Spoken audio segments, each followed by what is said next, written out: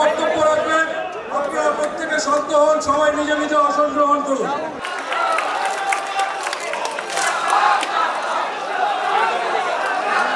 कन्हैया कुमार जी के बैच এবং উত্তরীয় দিয়ে বরণ করে নিচ্ছেন পশ্চিমবঙ্গ ছাত্র পরিষদের সভাপতি সৌরভ প্রসাদ। আপনারা করতালি দিয়ে অভিনন্দন জানাবেন।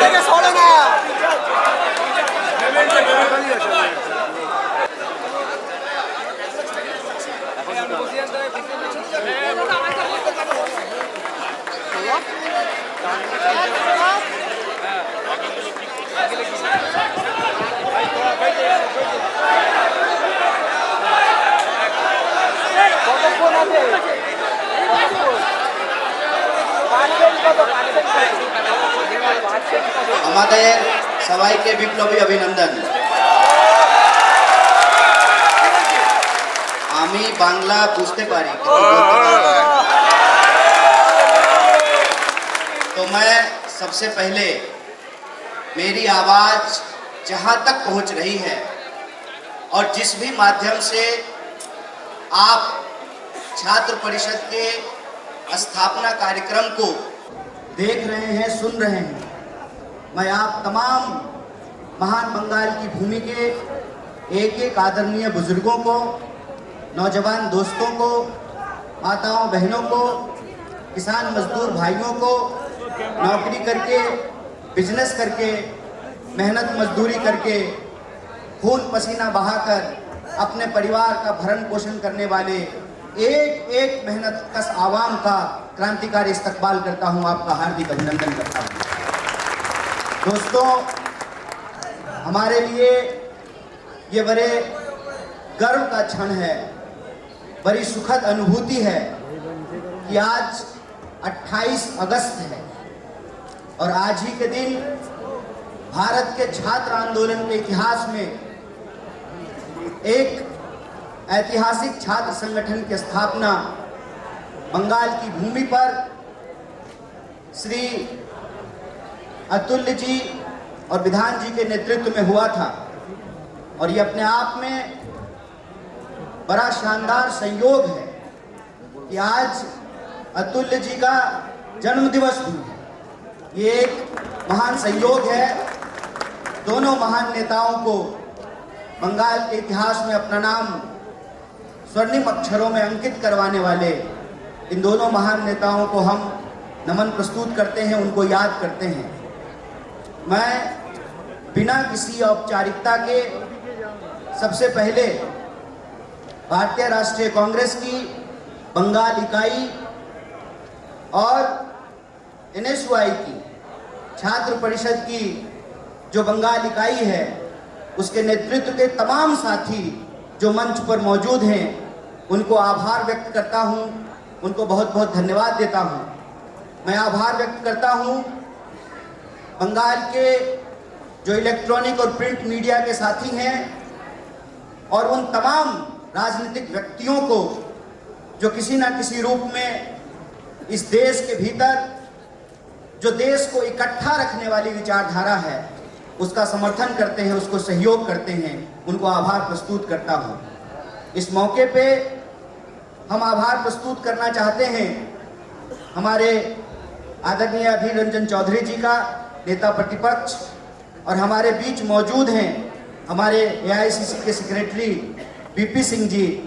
उनको मैं बहुत बहुत धन्यवाद देता हूं कि इस कार्यक्रम में उन्होंने अपनी गरिमामय उपस्थिति रखी है।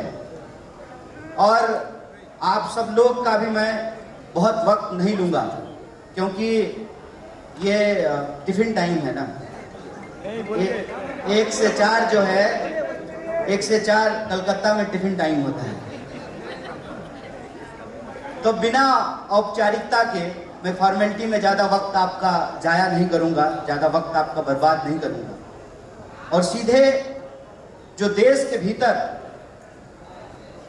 राजनीतिक, सामाजिक और आर्थिक स्थिति है उस पर अपनी कुछ बात रखूंगा और इतिहास में जो छात्र आंदोलन की भूमिका रही, जो छात्र परिषद की भूमिका रही है, उस विषय में उन तमाम लोगों के, तमाम कार्यकर्ताओं के, नेताओं के जो कार्य रहे हैं उसको स्मरण करूंगा और आने वाले समय में हम विद्यार्थियों को, सिविल सोसाइटी के सदस्यों को, मीडिया के लोगों को और समाज के एक एक तबके के लोगों की क्या भूमिका होनी चाहिए, उस पर कुछ बात हम करेंगे। तो सबसे पहले आप सब लोग जो यहाँ मौजूद हैं, आपको मैं कोटि कोटि बधाई देना चाहता हूँ कि आप हर साल 28 तारीख को पूरे राज्य में छात्र परिषद की स्थापना दिवस को मनाते हैं। और आज तो टीएमसी वाले भी छात्र परिषद का स्थापना दिवस मना रहे हैं। भारत के छात्र आंदोलन का इतिहास बहुत मजेदार है, गजब का। इस इतिहास को अगर आप ध्यान से देखें तो बहुत सारी चीजें अपने आप स्पष्ट हो जाती हैं। मुझे एक सीनियर लीडर पूछ रहे थे, अब्दुल सत्तार साहब, कि जो है कब आए हैं, पहली बार आए हैं, तीसरी बार आए हैं वहां जाति सदन में। पहली बार जब मैं आया था तो मैं ऑल इंडिया स्टूडेंट फेडरेशन का मेंबर हुआ करता था तब।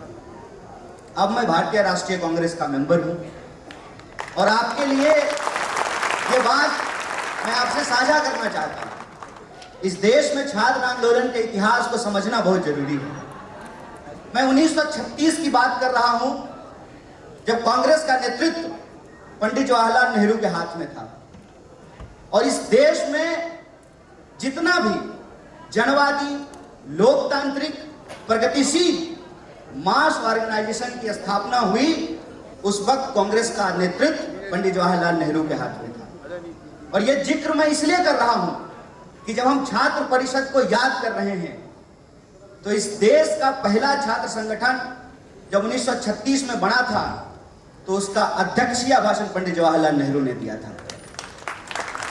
यह बात मैं इसलिए कह रहा हूं कि चाहे आजादी के आंदोलन का इतिहास रहा हो या आजादी के बाद या आज की अगर आप बात करें, 2014 से एक नया इतिहास लिखने की कोशिश की जा रही है। लोग कहते हैं जो भाजपा के हैं, भाजपा से मेरी बड़ी जबरदस्त रहती है, जो समझ लीजिए। तो भाजपा के लोगों को ऐसा लगता है कि देश का इतिहास 2014 से शुरू हुआ है। अभी आप सब लोगों ने देखा, पूरी दुनिया ने जो है भारतवर्ष को बधाई दी, पूरे देश ने सेलिब्रेट किया कि हमारा चंद्रयान 3 जो है वो चंद्रमा की सतह पे पहुंच गया है और लूनार लैंडिंग करने में हम पहले देश हैं जो सफल हुए हैं। तो उस दौरान भी आपने एक चीज देखा होगा, बार बार, और मैं मीडिया के साथियों से कहता हूं कि आप बुरा मत मानिएगा, हम आपके खिलाफ कुछ नहीं बोलते, आप तो नौकरी कर रहे हैं। हम उनके खिलाफ बोल रहे हैं ना जो इसको कंट्रोल कर रहे हैं। आपने बार बार टीवी फ्रेम में देखा होगा कि यह साबित करने की कोशिश की जा रही थी कि जो कुछ भी हो रहा है 2014 से ही हो रहा है। मतलब उससे पहले लोग पत्ते खेलते थे, उससे पहले इस देश में कोई इंस्टीट्यूशन नहीं था, उससे पहले जो है इस देश में विज्ञान की कोई प्रगति नहीं हो रही थी, उससे पहले इस देश में जो है संस्थाओं का निर्माण नहीं हुआ था। क्या करें, देश की बागडोर ही एक ऐसे इंसान के हाथ में है जो इतिहास में ही फेल हो गया था, जिसके पास इसकी समझ ही ना हो। उसके लिए तो चुनाव ही सब कुछ है, तुम्हें माता पिता, तुम्हें बंधु सखा, तुम्हें किसी तरह से जो है वोट लेकर के चुनाव जीत जाना है और इस देश के इतिहास को, लोगों के योगदान को, उसके कंट्रीब्यूशन को तोड़ना है, मरोड़ना है। लोग विक्रम साराभाई को याद कर रहे थे, तो विक्रम साहब साराभाई का परिवार भी तो है, मल्लिका साराभाई तो है। मल्लिका साराभाई आज भाजपा के खिलाफ बोल रही है कि नहीं बोल रही है, इसका पड़ताल करना चाहिए। अक्सर ये क्या करते हैं कि दूसरे के काम को और दूसरे के मकान को अपना साबित करने में लगे रहते हैं, नाम लिखते रहते हैं। मैं आ रहा था तो एयरपोर्ट पे जो है नेताजी सुभाष चंद्र बोस के नाम पे है और आप अक्सर देखिएगा कि नेहरू जी को नीचा दिखाने के लिए, नेहरू जी को गाली देने के लिए अक्सर कुछ नाम का इस्तेमाल किया जाता है, नेताजी का भी नाम है। तो पूछना चाहिए ना इनसे कि नेताजी की विरासत तुम्हारी विरासत है? नेताजी की विरासत तुम्हारी विरासत है? सरदार वल्लभ भाई पटेल की विरासत तुम्हारी विरासत है? और जब जाते हो वास्को डी गामा की तरह दुनिया का चक्कर लगाने के लिए, तो गांधी के ऊपर जब माल्यार्पण करते हो, वो गांधी की विरासत तुम्हारी विरासत है। इस देश में ना तुम 3 में ना 13 में। इतिहास आपका अंग्रेजों से माफी मांगने का, इतिहास आपका अंग्रेजों को यह कहने का कि आप मत जाइए देश छोड़ करके, आप यहीं रहिए, हम आपके ही अंदर सिविलाइज्ड होना चाहते हैं। जान गवाई बंगाल के लोगों ने, जान गवाई महाराष्ट्र के लोगों ने, जान गवाया इस देश के एक एक इलाके के लोगों ने, और आप उस पूरे के पूरे आजादी के आंदोलन से गायब रहे। जो भी इस देश के भीतर राष्ट्र निर्माण की प्रक्रियाएं हुई, राष्ट्र निर्माण के जो काम हुए, उन तमाम कामों से आप गायब रहे। चाहे इस देश में लोकतंत्र की स्थापना हो, संविधान का निर्माण हो, देश में संस्थाओं का निर्माण हो, देश के भीतर पब्लिक सेक्टर का निर्माण हो, सब चीज से आप गायब रहे। और आज दशकों की मेहनत के बाद जब हमको कुछ उपलब्धियां मिलनी शुरू हुई है, जिस देश में एक सुई भी नहीं बनता था, वहां जहाज बन रहा है। जिस देश में लोगों ने ज्ञान के विरुद्ध पूरी की पूरी अपनी ऊर्जा झोंक दी थी कि ज्ञान और विज्ञान को आगे नहीं बढ़ने देना। ये बंगाल की भूमि है। क्या हम ईश्वर चंद्र विद्यासागर को याद किए बिना रह सकते हैं? जब उन्होंने कहा कि विधवाओं को भी पुनर्विवाह का अधिकार होना चाहिए, यही लोग हैं ना, यही वो शक्तियां हैं ना जो कहती थी कि नहीं नहीं नहीं नहीं, ये तो संस्कृति के खिलाफ है। ये वही लोग हैं जिन्होंने कहा था कि तिरंगा अशुभ होता है। ये वह लोग हैं, 3 रंग है इसमें, इसलिए यह अशुभ होता है। यही वो लोग हैं जो ये कह करके विज्ञान के तमाम कार्यक्रमों का विरोध किया कि यह तो पश्चिमी सभ्यता है। अरे ज्ञान की कौन सी सभ्यता होती है? ज्ञान तो सत्य पर आधारित होता है। क्या पूरब, क्या पश्चिम, क्या उत्तर, क्या दक्षिण? ज्ञान तो सत्य पे आधारित होता है। जो सत्य भारत में है वही सत्य जो है अमेरिका में है। अरे H2SO4 कलकत्ता में भी होता है, H2SO4 दिल्ली में भी होता है, और H2SO4 न्यूयॉर्क में भी होता है। ये तो फैक्ट है, और फैक्ट पे, ट्रुथ पे ही तो नॉलेज होता है। जो नॉलेज के विरोधी रहे, विज्ञान के विरोधी रहे, और इस देश में संस्कृति की आड़ में अंधविश्वास को फैलाया, औरतों के खिलाफ जो है तमाम तरह की कुरीतियों का समर्थन किया, समाज को जो बांटने वाली शक्तियां हैं उनके साथ खड़े रहे। कहते हैं, आप सोच करके बताइए, जो लोग ये मानते हैं कि बिल्ली के रास्ता काटने से अशुभ होता है, उनके रास्ते पे चले होते तो आज चांद पे पहुंचते क्या? बताइए। ये आज जो हमारी सफलता है, उसके लिए हमारे पुरखों ने जान गंवाई है। चाहे आप राजा राम मोहन राय की बात करें, चाहे आप ईश्वर चंद्र विद्यासागर की बात करें, चाहे आप विवेकानंद की बात करें। मैं विवेकानंद जी का भी उदाहरण देना चाहता हूं। ये बस फोटो लगाते हैं, जिस दिन इनको विवेकानंद जी का विचार अपनाना पड़ा ना, उल्टे पांव भाग जाएंगे।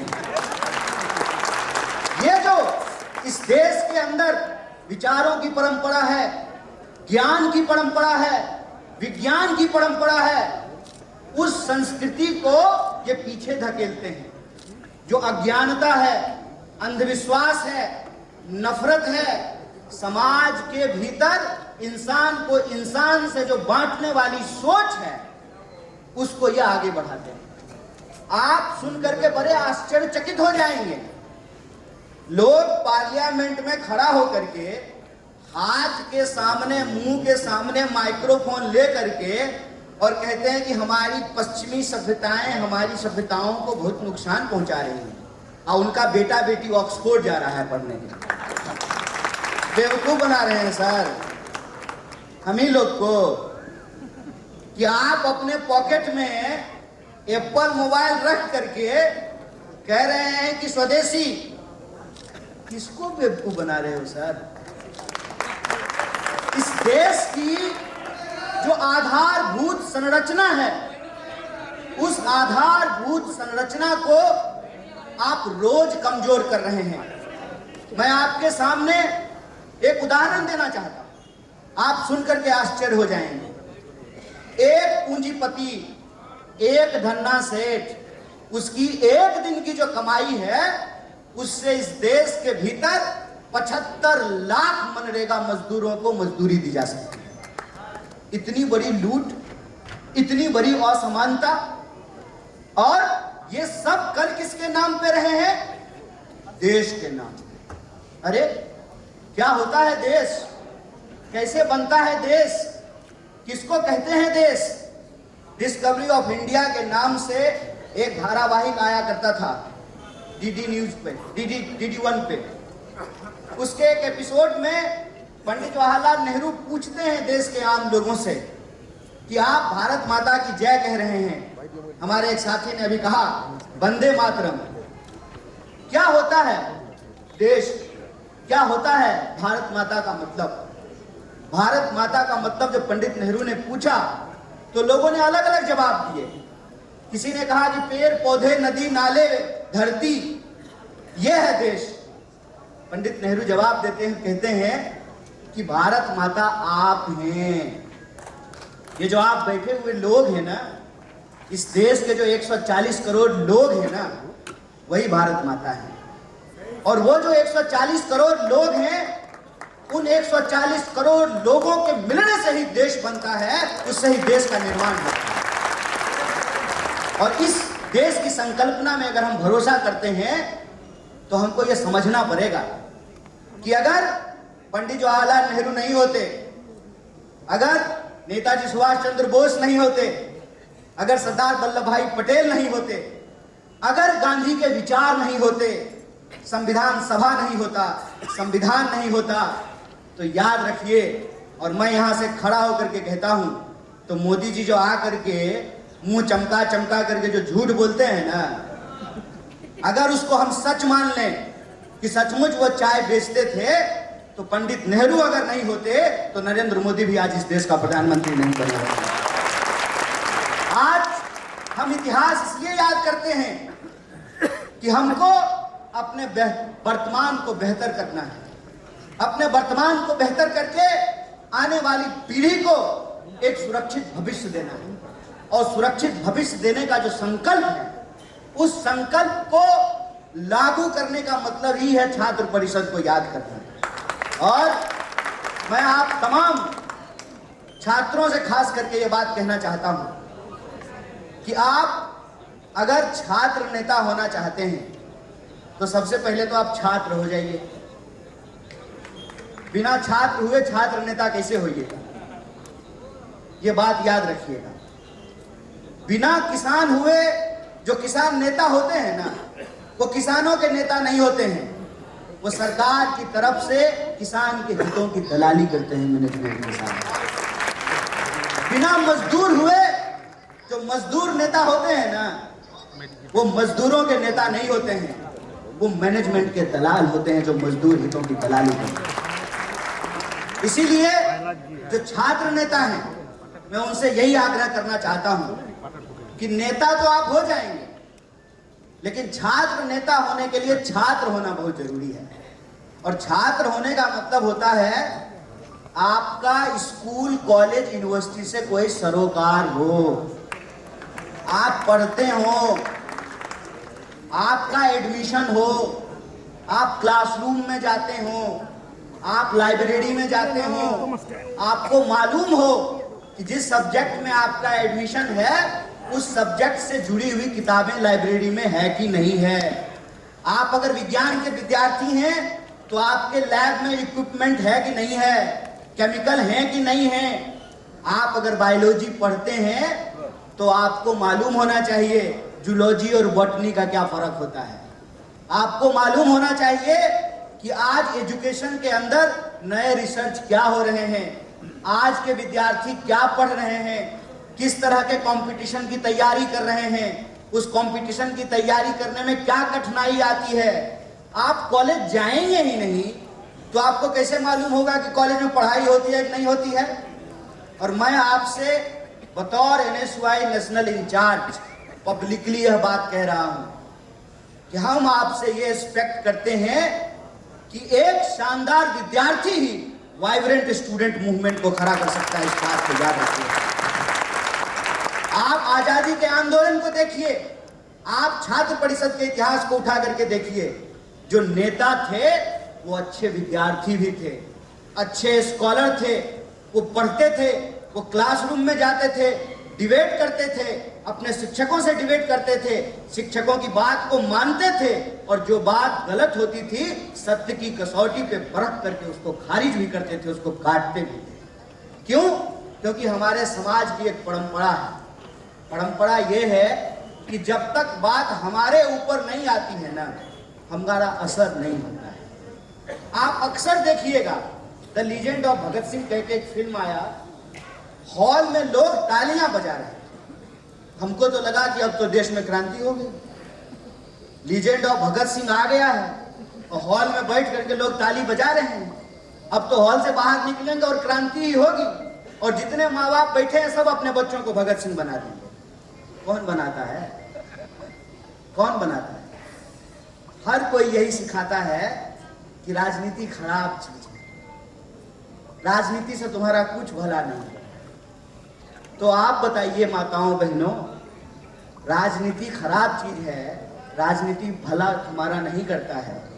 तो अगर इस देश में सावित्रीबाई फुले पैदा नहीं होती, महिलाओं को पढ़ाना नहीं शुरू करती, तो क्या इसरो में जो वैज्ञानिक लोग को आप देखे हैं साड़ी पहन करके ताली बजा रही थी, चंद्रयान को चंद्रमा पर भेजी थी, ये संभव हो पाता? कोई तो अपने शरीर पे कष्ट उठाता है, कोई तो अपनी जान गंवाता है, कोई तो अपनी खुशियों की तिलांजलि देता है। हम जिस वक्त लोकतंत्र को, जमहूरियत को बचाने की कोशिश कर रहे हैं, उस वक्त ही कुछ लोग जेल में भी तो हैं, कुछ लोगों के मीडिया चैनल को बंद भी तो करा दिया गया है, कुछ लोगों के घर पे ED और CBI भी तो जा रहा है। जब वो अपने लोकतंत्र की आवाज को उठाता है तो उसको मारा जाता है, पीटा जाता है, गोलियां चलाई जाती है। ये जो आज हम सेलिब्रेट कर रहे हैं, ये हमको गिफ्ट में नहीं मिला है। और मैं बार बार कहता हूं, फ्रीडम जो है ना, कोई डिश नहीं है कि जोमेटो पे फटाफट ऑर्डर कर लेंगे, आधे घंटे में आ जाएगा। Freedom is not pizza bro, it is our fundamental right. और फंडामेंटल राइट जो है, पहले उसकी समझ होनी जरूरी है, उसके लिए पढ़ना जरूरी है, उसके लिए स्कूल जाना जरूरी है। और आज आप देखिए एक एक करके कैसे हमारे अधिकार छीने जा रहे हैं। आप सब इस चीज को झेल रहे हैं कि आम लोगों के पहुंच से शिक्षा दूर होती जा रही है लगातार। अच्छे स्कूल में अगर एडमिशन लेना हो तो एडमिशन संभव नहीं है, एडमिशन अगर हो जाए तो उसका फीस देना संभव नहीं। और आप LKG UKG की हालत देख लीजिए, आप नर्सरी की हालत देख लीजिए, बच्चा तो छोड़ दीजिए, माँ बाप का भी इंटरव्यू होता है। क्या से क्या हो गया सनम देखते देखते। एजुकेशन हमारा फंडामेंटल कॉन्स्टिट्यूशनल राइट है। Education to all, scientific, secular, quality education हमारा फंडामेंटल राइट है। और आज एजुकेशन को कैसे दूर किया जाए, आप सुनकर के आश्चर्य होंगे। गुजरात में एक कंपनी को इतनी सब्सिडी दी गई है जितनी सब्सिडी से पूरे देश के किसानों का कर्जा माफ किया जा सकता है। हमारी प्रायोरिटी क्या है? हमको उलझाया किस चीज में जा रहा है? हमारी प्रायोरिटी होनी चाहिए रोजी रोटी, कपड़ा, मकान, शिक्षा, स्वास्थ्य, सड़क, बिजली, पानी, शांति, एकता, बराबरी। ये हमारी प्रायोरिटी होनी चाहिए। हमको फंसाया किसमें जा रहा है? हिंदू मुसलमान, जात पात, उत्तर दक्षिण पूरब पश्चिम। और आप देखिए कि नफरत को आधार बना करके किस तरीके से समाज को लगातार बांटा जाता है। जहां धर्म होता है वहां धर्म का झगड़ा लगाते हैं, जहां धर्म नहीं होता है वहां जात का झगड़ा लगाते हैं, जहां जात नहीं होती है वहां समूह का झगड़ा लगाते हैं। आपने देखा कि मणिपुर में क्या हुआ? आज मणिपुर की क्या हालत है। और जब आप मणिपुर के ऊपर सवाल करिएगा तो जवाब आएगा कि राजस्थान में क्या हो रहा है। अरे ये कौन सी बात हो गई? भारत के किसी भी कोने में आजाद देश के आजाद नागरिक के साथ कोई ऐसी कार्रवाई होगी जो गैर कानूनी है, उसके फंडामेंटल राइट को वायलेट करता है, तो उसके खिलाफ हम बोलेंगे, उसके खिलाफ हम सवाल उठाएंगे। आप देखिए कि किस साजिश के तहत रोज शाम को नेशनल मीडिया में बंगाल को किस तरीके से बदनाम किया जाता है। क्यों किया जाता है? इसके पीछे एक राजनीतिक कारण है। राजनीतिक कारण क्या है कि साम दाम दंड भेद से किसी भी तरह से बंगाल जीत लेना है, बिहार जीत लेना है, महाराष्ट्र जीत लेना है। क्या हुआ महाराष्ट्र में? कह रहे थे 3 मेजर आरोप लगाते हैं हमारे ऊपर, ये भ्रष्टाचार का, परिवारवाद का, तुष्टीकरण। मैं तो एक लाइन से जो है तीनों का जवाब दे देता हूं। सबसे बड़ा आरोप कांग्रेस के ऊपर इन्होंने भ्रष्टाचार का लगाया। तो मैं ये प्रश्न पूछना चाहता हूं कि ज्योतिरादित्य सिंधिया साहब जब कांग्रेस में थे तो भ्रष्ट थे, भाजपा में जाते ही क्या हो गए? भ्रष्टाचारी से सदाचारी। ये कैसे संभव हुआ? जिनके ऊपर आप आरोप लगा रहे हैं, आप बंगाल के नेताओं को भी देख लीजिए, जब तक वो भाजपा में नहीं थे तब तक उनके घर पे ईडी आ रहा था।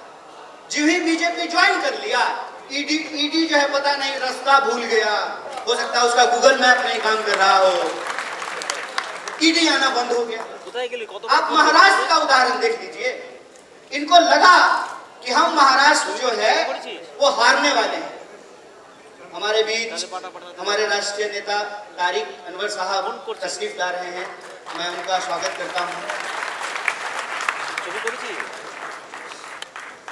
महाराष्ट्र में आपने क्या देखा कि महाराष्ट्र में किसी भी तरीके से ये चाहते थे कि वहां पर जो महाविकास आघाड़ी है उसको तोड़ दिया जाए। तो पहले इन्होंने शिंदे को तोड़ लिया। जब शिंदे को ले आए तो इनको लगा कि ये काफी नहीं है, तो फिर पवार साहब के परिवार को तोड़ दिया। तो मेरा दूसरा सवाल है कि अजीत पवार साहब जब महाविकास आघाड़ी में कांग्रेस के साथ थे तब यह परिवारवाद था, और अभी अजीत पवार साहब भाजपा के साथ चले गए हैं, इसको परिवारवाद कहेंगे कि नहीं कहेंगे?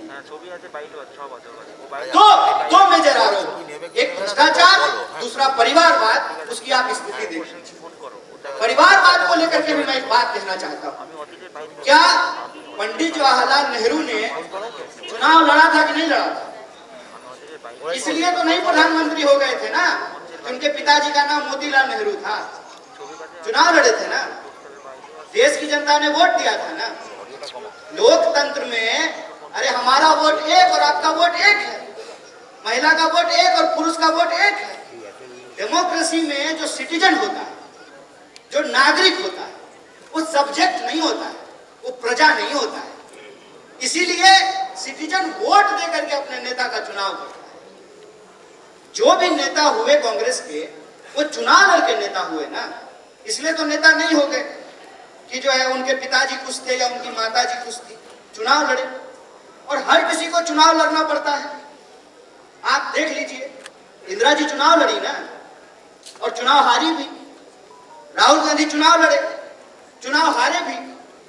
राहुल गांधी अमेठी से एमपी नहीं है ना, वायनाड से एमपी है ना, अमेठी में चुनाव हार गए। मेरा प्रश्न ये है कि जो लोग चुनाव लड़ करके, चुनाव जीत करके नेता हो रहे हैं, उसमें परिवारवाद है। तो जो ये जय शाह का पप्पा है, अमित शाह, वो जो अपने बेटा को बीसीसीआई का सेक्रेटरी बनाया है, चुनाव हुआ था क्या है? इसको परिवारवाद कहेंगे कि नहीं कहेंगे, मेरा बस यही सवाल है। और हम ये नहीं कह रहे हैं कि अमित शाह ने अपने बेटा को अदानी की बिल्डिंग का चौकीदार बना दिया है, हम ये नहीं बोल रहे। बीसीसीआई का सेक्रेटरी हुआ है साहब। बीसीसीआई पूरी दुनिया की one of the wealthy organisation है, तो हमको तो नहीं लगता है कि यूपीएससी का कंपटीशन करा करके उसको बीसीसीआई का सेक्रेटरी बनाया है। अरे सौरव गांगुली यहीं के हैं, कम से कम क्रिकेटर थे, बैटिंग करते थे, कैप्टन थे, उनको बनाया तो समझ में आता है कि तो कभी गिल्ली डंडा भी नहीं खेला है। इसका बाप अगर गृह मंत्री नहीं होता तो ये बीसीसीआई का सेक्रेटरी होता। तो तुम्हारा परिवारवाद नहीं है। और हमारी पार्टी के 2 प्रधानमंत्री ने, याद रखिएगा इस बात, 2 प्रधानमंत्री बोल श्रीमती इंदिरा गांधी अरे আমি এখানে ভিডিও দেখছি একটু ভিতরে আয় अपनी जान गंवाई। আরে রাহুলের বন্ধ হয়েছে तब आप राहुल ওই गांधी জন্যই को আমি ধরেছি परिवारवादी बोल रहे हैं। আরে ওই दोनों ने अपनी जान गंवाई, ওই জন্যই তো বলছি तब आप उसको परिवारवादी बोल रहे हैं। তো একটু আমার और সামনে उन्हीं একটু का আমার भाई সামনে है আয় তো वरुण गांधी, उन्हीं की चाची है ना मेनका हाँ। गांधी, है ना, भाजपा से सांसद है ना। इसमें परिवारवाद है कि नहीं, हमको जरा समझा दीजिए। राजनाथ सिंह का बेटा एमएलए हुआ है, इसमें परिवारवाद है कि नहीं है, ये हमको बता दीजिए। ये धूमल का बेटा मंत्री हुआ है, इसमें परिवारवाद है कि नहीं, हमको ये बता दीजिए। ऐसा नहीं होगा, एक नियम बनाना पड़ेगा। संविधान में एक नियम होता है, आप जो है जय जय जय बांग्ला, जय बांग्ला, जय हिंद, जय बांग्ला। मैं ये कह रहा था, और आए हैं तो हमको भी पता चलेगा क्यों आए हैं। पता चल गया हमको, आप आ गए। आ जाइए, बैठ जाइए। हो गया, पता चल गया। कहाँ से आए हैं, कौन जिला से? अच्छा ठीक है, पता चल गया। तो उनका भी नारा लगा दीजिए जिनके हाथ में।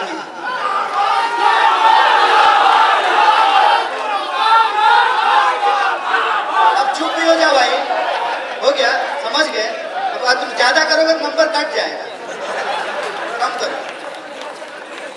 तो मैं ये कह रहा था कि ऐसा तो नहीं होगा ना कि भाजपा जो करेगी उसमें परिवारवाद नहीं है।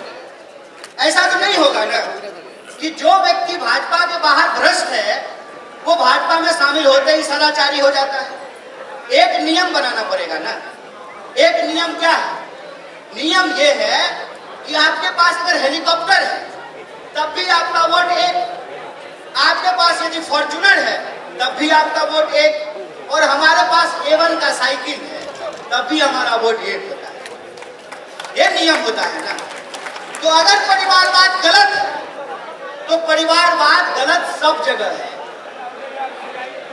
अगर धीरू भाई अंबानी का बेटा मुकेश अंबानी जब रिलायंस ग्रुप का मालिक हुआ, इसमें आपको परिवारवाद नहीं दिखता है, और राहुल गांधी राजनीति में आए इसमें आपको परिवारवाद दिखता है, मतलब आपका चश्मा का नंबर गड़बड़ है। क्या आप जानबूझ करके ये बेईमानी कर रहे हैं? आप बेसिकली इस देश की आम जनता के साथ धोखा कर रहे हैं।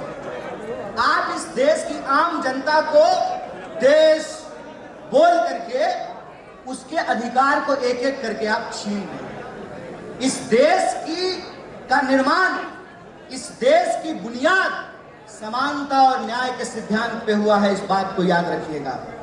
और समानता और न्याय का तकाजा यह है कि आप किसी भी तरीके से मनमाने ढंग से आप समानता और न्याय को परिभाषित नहीं कर सकते।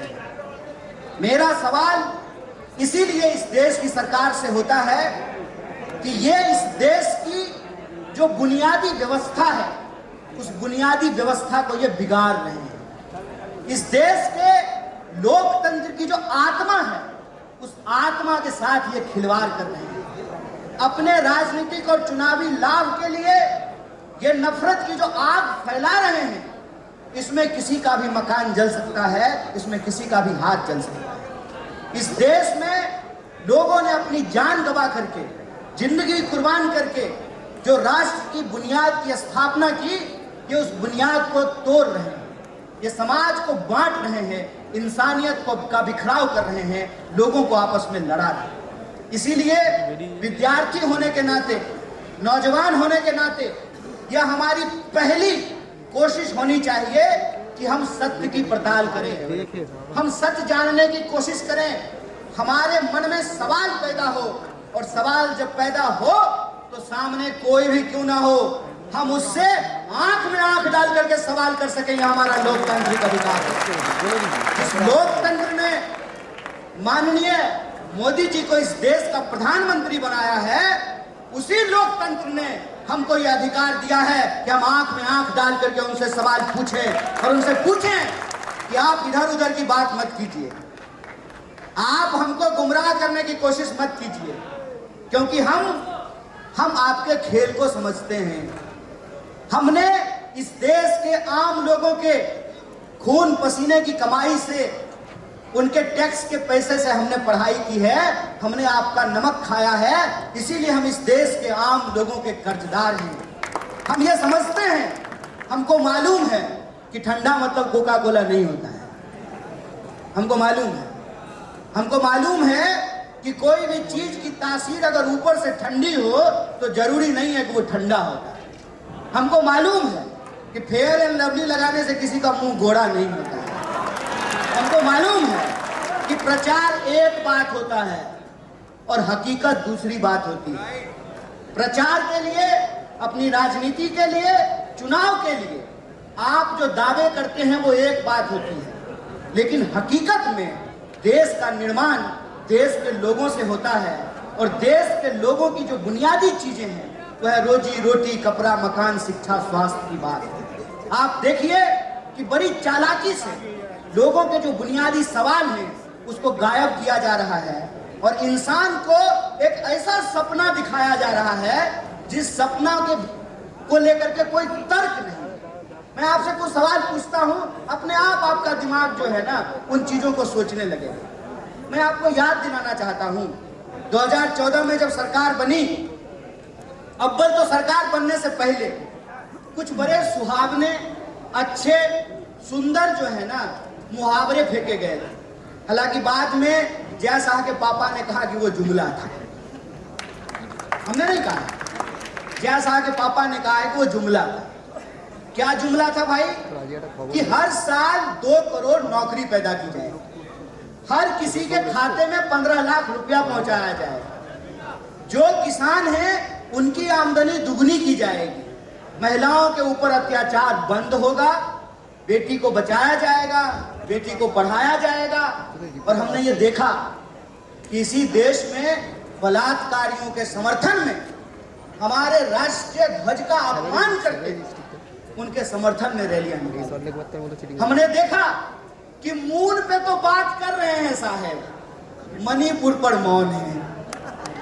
जो आपकी जिम्मेवारी है उस पर आप बोल नहीं रहे हैं, जो किसी और का किया हुआ काम है उसको सीना ठोक करके अपना बता रहे हैं। ऐसा लग रहा है कि खुद ही गए थे लैंड करने के लिए वहां पे।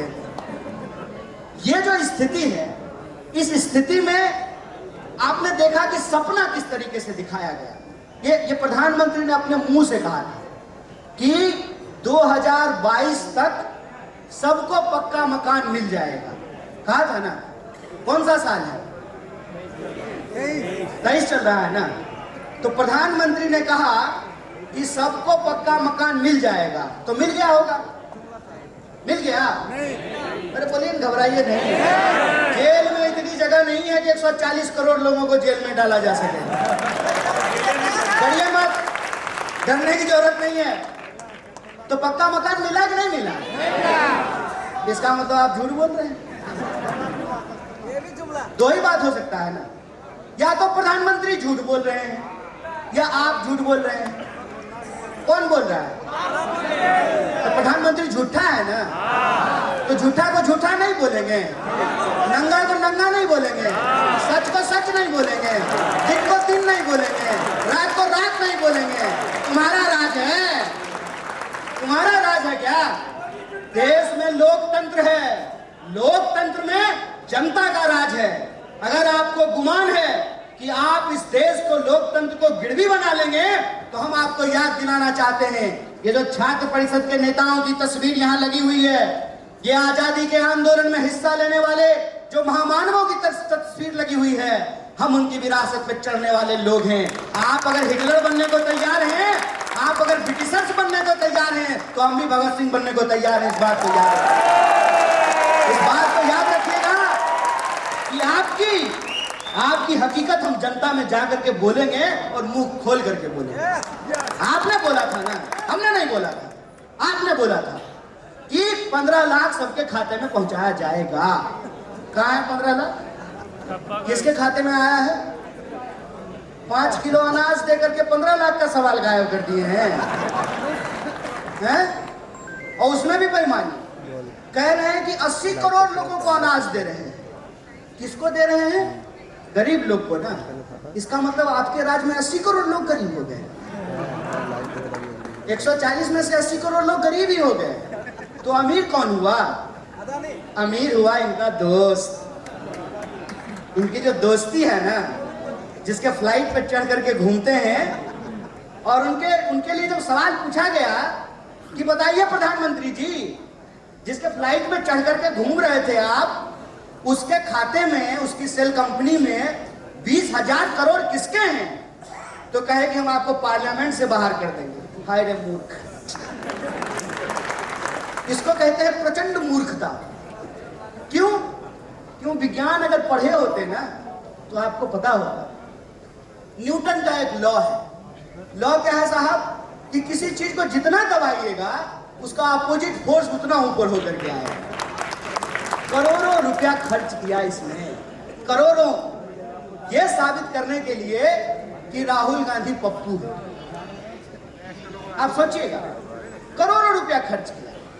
अव्वल तो मेरा यह सवाल होता है कि अगर राहुल गांधी पप्पू हैं तो तुम उतना सीरियसली क्यों ले रहे हो? इधर आकर के तुम्हारा एक मंत्री डांस करने लगता है, उधर आकर के तुम्हारा दूसरा मंत्री छाती पीटने लगता है, एक साथ तुम्हारा 10-10 मंत्री जो है प्रेस कॉन्फ्रेंस करता है। अगर वो आदमी सीरियस ही नहीं है तो उसको तुम क्यों सीरियसली ले रहे हो? सोचिएगा जरा इस बात को। इसका मतलब वो आदमी सीरियस है, इसका मतलब उस आदमी में दम है, इसका मतलब इनको मालूम है कि उस आदमी को ईडी, सीबीआई इससे डरा नहीं सकते हैं। इनको मालूम है कि जिनके घर में 2 लोगों ने अपनी जान गंवा दी हो देश के लिए, उनके बच्चों को छुपाना आसान नहीं है। इनको मालूम है कि उस फैमिली का कंट्रीब्यूशन क्या है इस देश के। उस फैमिली के कंट्रीब्यूशन को कम करने के लिए ही इन्होंने परिवारवाद का सगुफा छोड़ा है। तो मैं तो कहता हूं, खत्म हो परिवारवाद। बताएं जय शाह का बाप कि उसका बेटा बीसीसीआई सेक्रेटरी से इस्तीफा कब देगा। बताएं जितने भी बीजेपी में भाजपा के नेता हैं, उनके बच्चे कब जो है राजनीति से इस्तीफा देंगे। बताएं भाजपा के नेता कि कब वो हमारे साथ आकर के गलियों पे धर्म बचाने के लिए चलेंगे। होशियारी खेल कर रहे हैं। हम जो गरीब के बच्चे हैं वो बचाएंगे धर्म, और ये जाएंगे लंदन और वहां बनाएंगे रील। ये नहीं चलने वाला है, ये नहीं चलेगा। बताओ कि इस देश के भीतर आम लोगों के लिए आपने क्या किया है। ये मत गिनाओ कि मेडल लाया है कोई और, अब फोटो आप खिंचवा रहे हैं। चंद्रयान भेजा है कोई और, पोस्टर आप लगवा रहे हैं। ये नहीं होगा। और अगर आप इसका क्रेडिट ले रहे हैं, अगर वैक्सीन के सर्टिफिकेट पे प्रधानमंत्री का फोटो है, तो कोरोना के दौरान जिन लोगों की जान गई उनके डेथ सर्टिफिकेट पे भी मोदी का फोटो लगा। अगर चंद्रयान पर जाना, चंद्रयान का जाना, चांद पे पहुंचना मोदी जी को क्रेडिट है, तो वो जो नंगी महिला मणिपुर में घुमाई गई वो भी मोदी जी का क्रेडिट है। अगर देश में हमारी खिलाड़ी मेडल जीत करके लाते हैं, वर्ल्ड कप जीत करके लाते हैं, ये मोदी जी का क्रेडिट है। तो इस देश में जब लोग भात भात कहते हुए अपनी जान गंवा देते हैं, ये भी मोदी जी का क्रेडिट है। ये नहीं होगा। अच्छा अच्छा तुम्हारा, खराब खराब किसी और का, ये खेल नहीं चलेगा। और सबसे जरूरी बात कि जो आरोप आप अपोजिशन पे लगाते हैं, उस आरोप का जवाब आपके पास क्या है? मेरे बारे में भी बोलते हैं, व्हाट्सएप पे मैसेज भेजते हैं कि टुकड़े टुकड़े गैंग का सरगना है, तो ताल ठोक करके कहते हैं रे टुकड़े टुकड़े गैंग का अगर हम सरगना हैं तो तुम क्या कर रहे हो? भाजिया बेच रहे हो? बोलो क्या कर रहे हो? कौन है देश का गृह मंत्री? जयशाह का पिताजी? कैमरा तो कर दो। किसकी सरकार है देश में? बीजेपी की। क्या दावा कर रहे हैं कि अब की बार 400 पार कर लेंगे? तो क्यों नहीं कुछ कर रहे हो? क्योंकि तुम झूठे हो। तुम्हारे पास झूठ की ताकत है, हमारे पास सच की ताकत है। हमारा इतिहास इस देश के लिए जान गंवाने का इतिहास है, और तुम्हारा इतिहास इस देश के खिलाफ अपना ईमान बेचने का इतिहास है। इस बात को याद रखो। और तुम्हारी तमाम कोशिशों के बावजूद सच्चाई सामने आ जाएगी। लोगों को यह पता चलने लगेगा कि आपने किस तरीके से इस देश के लोगों को ठगा। मुझे एक साथी ने कहा कि क्या आपको लगता है भाजपा के राज में विकास नहीं हो रहा है? हम बोले हो रहा है। कौन बोला नहीं हो रहा? 50 रुपए का पेट्रोल 100 रुपए में मिल रहा है, बताइए विकास हुआ कि नहीं हुआ? 450 का सिलेंडर 1200 में मिल रहा है, विकास हुआ कि नहीं हुआ? 45 साल में सबसे ज्यादा बेरोजगारी हो गई, विकास हुआ कि नहीं हुआ? ये है आम लोगों का सवाल। ये है इस देश के नौजवानों का सवाल कि हर साल लगभग 5.5 लाख इंजीनियर होते हैं और 1.5 लाख लोगों को भी नौकरी नहीं मिलती। हकीकत ये है कि एक टीचर की बहाली होती है ना, रेलवे स्टेशन पे, मंदिरों में, गुरुद्वारों में, चर्चों में, मस्जिदों में, धर्मशालाओं में रहने की जगह नहीं मिलती। ये हकीकत है कि एक तो बहाली आती नहीं है, अगर बहाली आएगी तो पेपर लीक हो जाएगा। ये हकीकत है कि पेपर लीक होने के बाद भी जिन लोगों को नौकरी मिलेगी उनको नियुक्ति पत्र नहीं मिलेगा, और जिनको नियुक्ति पत्र मिल जाएगा, खोज रहा हूँ कोई पुलिस वाला है कि नहीं है, जिसको नियुक्ति पत्र मिल जाएगा तो उसको ये सोचना चाहिए ना कि इस देश के सांसद को पेंशन मिलेगा। अक्सर अगर मैं गलत नहीं हूँ, पेंशन है ना सांसदों को? ठीक है। अगर सांसद को पेंशन मिलेगा तो कांस्टेबल को पेंशन क्यों नहीं मिलेगा? बताइए बताइए। इस देश के अंदर आप कैसी व्यवस्था बना रहे हैं? आप इस देश के अंदर ऐसी व्यवस्था बना रहे हैं कि 99% लोगों के हक और अधिकार छीन करके, 99% लोगों का रिसोर्स छीन करके 1% के खाते में आप पहुंचा देना चाहते हैं। ये लोकतंत्र नहीं है, ये तानाशाही है। इस बात को याद रखिएगा। इस बात को याद रखिएगा कि लकड़ी को काटने वाली जो कुल्हाड़ी होती है ना, उसके पीछे भी लकड़ी ही लगा होता है। लोकतंत्र का इस्तेमाल करके, जमहूरियत का इस्तेमाल करके आए दिन जमहूरियत का गला घोटा जा रहा है। और जो लोग इनसे सवाल पूछने लगते हैं उनको या तो केस करते हैं, उनके ऊपर झूठा मुकदमा करते हैं, जेल में डालते हैं, हमला करते हैं, डराते हैं, या अपने दोस्त के चंदे के पैसे से उसका ईमान खरीदने की कोशिश करते हैं। तो मैं छात्र परिषद के एक एक कार्यकर्ताओं से अपील करना चाहता हूं कि हमारे सामने गंभीर चुनौती है। बात देखने और दिखावे की नहीं है। अगर हम उसी राजनीतिक पैटर्न पे चले, देखने और दिखावे पे, तो इस बात को याद रखिएगा, जमहूरियत नहीं बचेगा। और जमहूरियत नहीं बचेगा ना, तो फिर इस देश में लोकतांत्रिक संस्थाएं भी नहीं बचेगी। जब लोकतांत्रिक संस्थाएं नहीं बचेगी तो पब्लिक सेक्टर भी नहीं बचेगा, और पब्लिक सेक्टर नहीं बचेगा ना, तो फिर आने वाले समय में कोई आंगनबाड़ी का बच्चा PhD नहीं कर पाएगा। इस बात को याद रखिएगा कि एक गंभीर लड़ाई है, और अगर आप विद्यार्थी हैं तो आपके कंधे के ऊपर ये जिम्मेवारी है। आप अगर छात्र परिषद के नेता हैं तो आपके कंधे पे ये जिम्मेवारी है कि आपको बंगाल के भीतर एक एक छात्रों को जोड़ना पड़ेगा, क्योंकि हमारा मानना है जुड़ेगा विद्यार्थी जीतेगा इंडिया।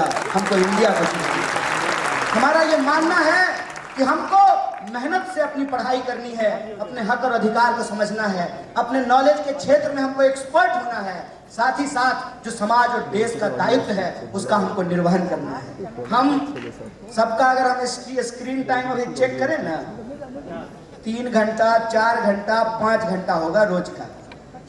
5 घंटा स्क्रीन टाइम होगा कम से कम।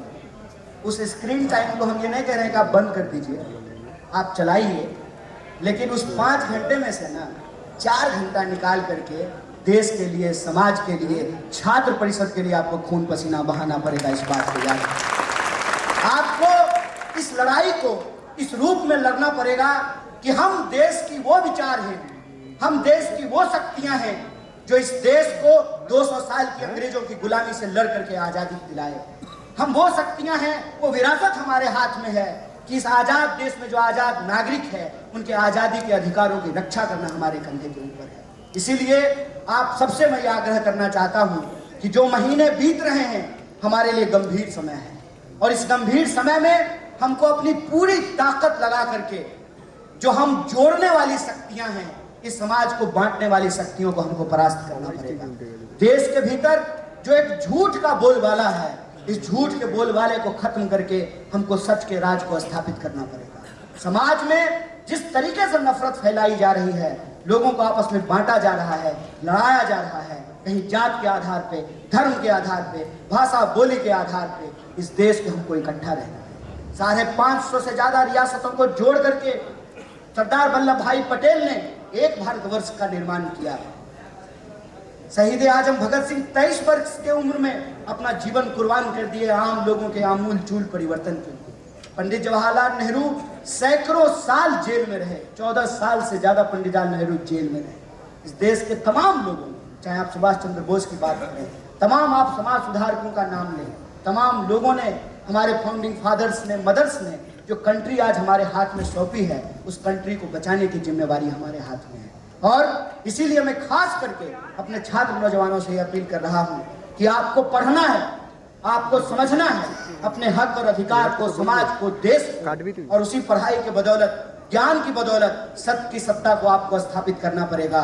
और यह जो झूठ की सत्ता है आज इंसान को जो बांटने की कोशिश कर रही है, इसको आपको एक्सपोज करना पड़ेगा। और ये बार बार हमारे राष्ट्रीय प्रतीक चिन्हों का इस्तेमाल करके, हमारे धर्म के प्रतीक चिन्हों का इस्तेमाल करके इस समाज को जो कमजोर करने की कोशिश कर रहे हैं, इस कोशिश को हमको नाकाम करना पड़ेगा। और ये कोई साधारण काम नहीं है। इस काम में अगर आपके मन में विचार नहीं है, आपके मन में समाज के प्रति लगन नहीं है, आपके प्रति समर्पण नहीं है देश के प्रति, तो आप इस काम को नहीं कर पाएंगे। ये गंभीर काम है और इस गंभीर काम को हमको करना है। और जो खतरा आज हमारे सामने है, इस खतरे से हमको देश को बचाना है। वो बार बार कोशिश करेंगे कि शक्ति को कमजोर किया जाए, लेकिन हमारा ये दावा है कि अगर भारत एकजुट रहा, अगर भारत एकजुट रहा तो इंडिया जीतेगा और एनडीए हारेगी, ये हमारा विश्वास है। इसीलिए मैं अपने तमाम विद्यार्थी नेताओं से अपील करता हूं कि आप दिन रात मेहनत कीजिए, एकजुट होकर के संघर्ष कीजिए और एक लक्ष्य अपने दिमाग में लेकर के रहिए कि इस देश के भीतर देश को जो कमजोर करने वाली, समाज में नफरत फैलाने वाली शक्ति है, उसको परास्त करेंगे और मोहब्बत के परचम को लहरा करके जमहूरियत जिंदाबाद कहेंगे। इन्हीं शब्दों के साथ मैं अपनी बात को खत्म करूंगा। शुक्रिया। इनकलाब जिंदाबाद। जय हिंद, जय बांग्ला, जय छात्र परिषद।